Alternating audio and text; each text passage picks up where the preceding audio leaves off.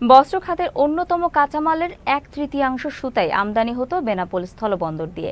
দেশে তৈরি সুতার ব্যবহার বাড়াতে স্থলবন্দর দিয়ে পোশাক শিল্পের সুতা আমদানি বন্ধ হওয়ায় বিরূপ প্রভাব পড়েছে বেনাপোল বন্দর ব্যবহারকারীদের মাঝে। রপ্তানি কমে যাওয়ায় ব্যবসায়ীরা আংশিক ক্ষতির মুখে পড়লেও সিপোর্ট ব্যবহার করে রপ্তানির সুযোগ রয়েছে বলে জানান C&F ব্যবসায়ীরা। বিস্তারিত প্রতিনিধি তামিম হোসেন সবুজের পাঠানো তথ্য ও চিত্রে ডেস্ক রিপোর্ট। প্রতিদিন ভারত থেকে বেনাপোল স্থলবন্দর দিয়ে 450 থেকে 500 পণ্যবাহী ট্রাকে বিভিন্ন পণ্য আমদানি রপ্তানি হয়। এ সমস্ত পণ্যের মধ্যে 50 থেকে 60% পণ্যেই থাকে গার্মেন্টসে ব্যবহৃত সুতা।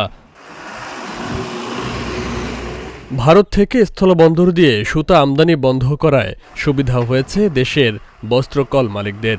তবে নতুন করে বিপদে পড়ছেন তৈরি এবং নিট পোশাক প্রস্তুতকারক ও রপ্তানিকারকরা।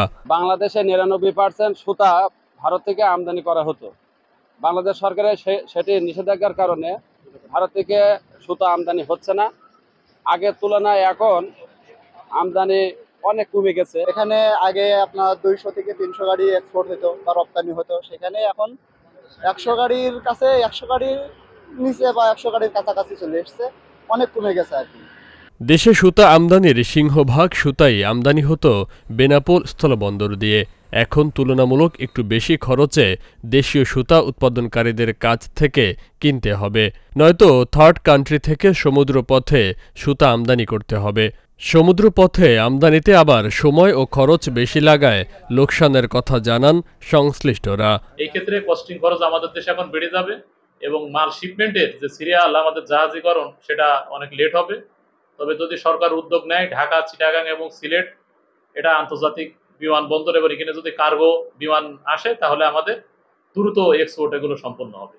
সুতা আমদানি স্থলপথে বন্ধ করেছেন আমাদের রাজস্ব বোর্ড NBR।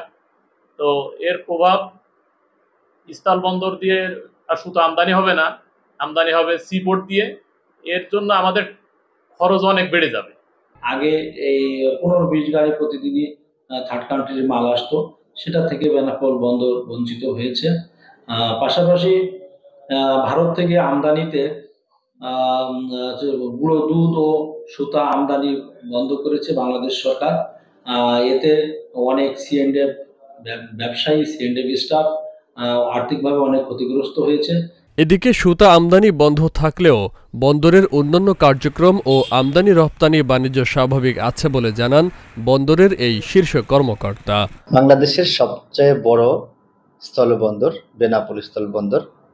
এই বন্দর দিয়ে প্রতিদিন বাংলাদেশ থেকে ভারতে এবং ভারত থেকে বাংলাদেশে যাত্রী সাধারণ যাতায়াত করছে নিয়মিতভাবে, এবং আমদানি রপ্তানি কার্যক্রম অত্যন্ত স্বাভাবিকভাবে চলছে।